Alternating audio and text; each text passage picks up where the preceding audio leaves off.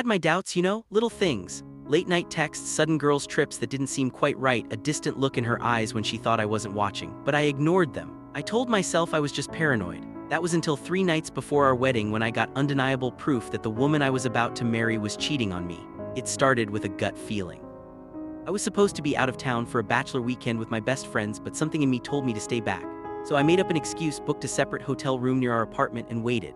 That night I drove past our place and sure enough, the lights were on. I sat there for a while watching.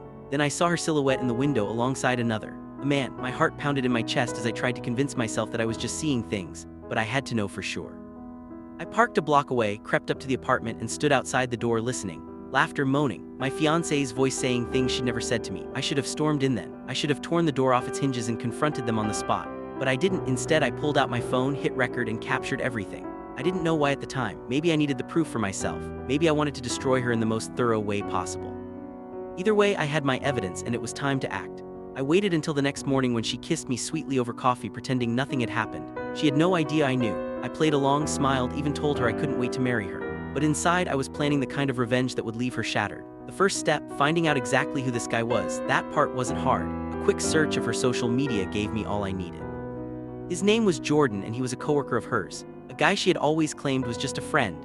He even had the audacity to like and comment on our engagement photos. The nerve. I spent the next 24 hours planning. By the time the sun set the next evening, I was ready. I knew where Jordan lived. I had followed him from her place the night before. It was time for a little visit. I knocked on his apartment door, and when he answered, his smug face turned pale. He knew who I was instantly. I didn't give him time to react. I shoved past him into his apartment and slammed the door behind me. "We need to talk," he stammered, trying to play dumb, but I wasn't here for games. I pulled out my phone and hit play. The recording of them together filled the room. His face went from fear to horror to sheer panic. "Listen, man," I cut him off. "You knew she was engaged, you knew she was mine, and you still did this." He stuttered some excuse about how it just happened, how it wasn't serious. I didn't care. I had bigger plans than just confronting him. I wanted to make sure my fiancée paid in the most brutal way possible. And Jordan, he was about to help me do it. I handed him an envelope. Inside were printed screenshots of their texts, photos of them together, and a beautifully written note detailing exactly how I planned to expose everything.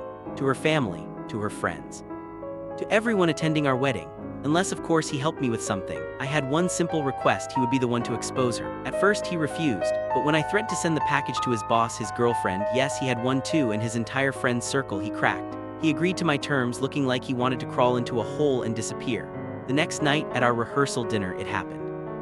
Right in front of her parents, my family, and all our closest friends, Jordan walked in, phone in hand, and played the audio. The room went dead silent. Gasps, whispers. My fiancé's face drained of all color as her mother burst into tears. And then I stood up, calm, collected. "I guess there won't be a wedding after all," she begged. She sobbed. She swore it was a mistake, but it was too late. The damage was done. I walked out of that restaurant, leaving her reputation in flames. The best part: I had already canceled everything: venue, catering, honeymoon beforehand. She was stuck with the bills. I made sure of that.